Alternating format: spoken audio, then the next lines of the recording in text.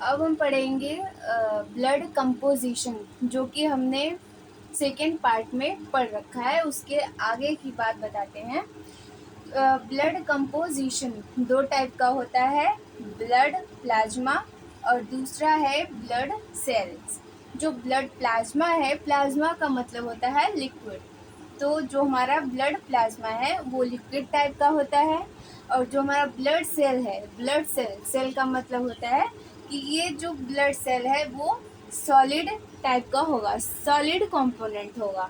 अब हम उसके बाद बात करेंगे कि जो ब्लड प्लाज्मा होता है, ब्लड प्लाज्मा जो है वो 55% होता है। और वहीं यदि हम देखें तो जो ब्लड मतलब मेरा जो ब्लड सेल होता है वो 45% होता है। फिर हम बात करेंगे कि ये जो ब्लड है, ब्लड प्लाज्मा है, उसमें जो उसमें क्या क्या कंपोनेंट्स आते हैं। तो उसमें हमारा वाटर होता है, प्लाज्मा प्रोटीन होती है, कुछ ऑर्गेनिक प्रोटीन्स होते हैं, और फिर उसके बाद इनऑर्गेनिक भी होता है। फिर हम बात करेंगे कि जो हमारा ब्लड सेल है, ब्लड सेल में हमारा आता है आरबीसी आता है और डब्ल्यूबीसी प्लेटलेट्स। अब हम बात करते हैं कि जो मतलब कि ब्लड प्लाज्मा है उसमें कितने कितने कंपोनेंट्स पाए जाते हैं या होते हैं। फिर हम बात करते हैं वाटर की। तो जो वाटर होता है वो 90 से 92% होता है। और जो हमारा प्रोटीन होता है, यदि हम बात करें प्लाज्मा प्रोटीन की, तो उसमें जो हमारा प्रोटीन होता है वो 6 से 8% होता है।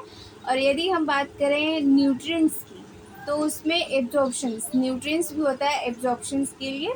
और उसके बाद हम बात करेंगे हार्मोन, हार्मोन भी होता है।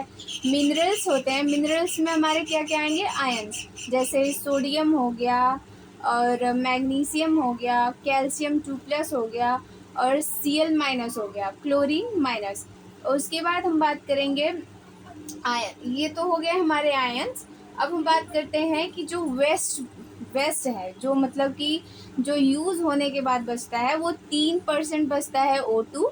और 7% होता है जो कि O2 होता है, CO2 होता है। मतलब जैसे कि जो ऑक्सीजन है वो 3% होता है, प्लाज्मा की बात कर रहे हैं, ये ब्लड की बात नहीं है, प्लाज्मा के बारे में बात कर रहे हैं। तो जो प्लाज्मा में ऑक्सीजन होता है वो 3% होता है। और यदि हम CO2 मतलब कार्बन डाइऑक्साइड की बात करें तो उसमें सिर्फ 7% होता है। अब हम आगे आते हैं कि जो प्लाज्मा प्रोटीन है, उसमें प्लाज्मा प्रोटीन में कौन कौन से प्रोटीन हैं उसके बारे में बात करते हैं। तो पहला है एल्बुमिन, जो कि ऑस्मोटिक बैलेंस करता है। अब ऑस्मोटिक बैलेंस का मतलब क्या होता है, जैसे कि कुछ मतलब जैसे हमने पढ़ा होगा प्लांट ट्रांसपोर्ट वाले में, कि जो हम क्या कहते हैं, प्लांट फिजियो में जो पढ़ते हैं प्लांट के बारे में, उसमें जो हम आयंस बैलेंस होते हैं उससे रिलेटेड है, हम उससे उसी को कंपेयर करके पढ़ सकते हैं एल्बुमिन में। एल्बुमिन भी यही एक प्रोटीन ही है प्लाज्मा का। फिर हम बात करते हैं ग्लोब्यूलिन। ग्लोब्यूलिन में 3 कंपोनेंट्स आते हैं, पहला होता है अल्फा, बीटा, गामा। अब हम गामा की बात करते हैं तो गामा प्रोटीन जो होता है वो इम्यूनिटी को प्रोड्यूस करता है, जैसे कि एंटीबॉडी का काम करता है।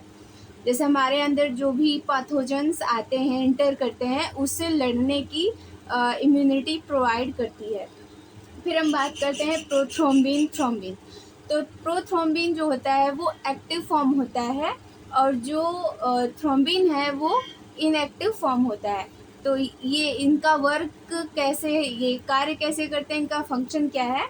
तो यदि जब हम ब्लड की बात करें तो जो ब्लड का क्लॉटिंग होता है उसमें इन दोनों का योगदान होता है, ये दोनों मिलके ही कार्य करते हैं। यदि जब हम इनएक्टिव की बात करते हैं, जैसे प्रोथ्रोम्बिन जो है वो इनएक्टिव फॉर्म है, तो यदि ये इनएक्टिव फॉर्म में कैसे रहेगा, जैसे कि हमें कोई इंजरी ना हुई हो, हम परफेक्ट हो, इंजरी ना होना मतलब जैसे कि ब्लड क्लॉट कब होगा, जब हमें इंजरी होगी, मतलब जब हमें चोट लगेगा ब्लड निकलेगा।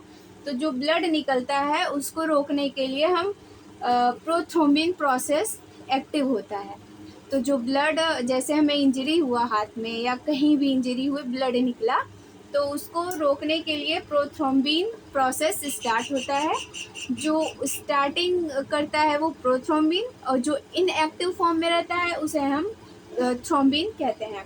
फिर हम आगे आते हैं, एक नोट्स है जो कि हम एंटीबॉडी के बारे में बात करेंगे। ये जो है इंटर करता है जब पैथोजेंस, कोई भी पैथोजेंस हमारी बॉडी में इंटर करे तभी ये एंटीबॉडी क्या करता है, वर्क मतलब कि उनसे लड़ने की इम्यूनिटी प्रोवाइड करती है।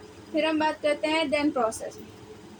ये हमारा प्रोसेस है। पहले हमारा जो बीटा बी लिम्फोसाइट्स है उसमें क्या है, जब पैथोजेंस इंटर करेंगे हमारी बॉडी में तो ये जो एंटीबॉडी है, मतलब हमारी जो ग्लोब्यूलिन है, वो ग्लोब्यूलिन का जो बीटा वाला जो पार्ट है, मतलब बीटा कंपोनेंट्स की बात करें तो बीटा लिम्फोसाइट्स जो होता है वो एंटीबॉडी की तरह कार्य करता है।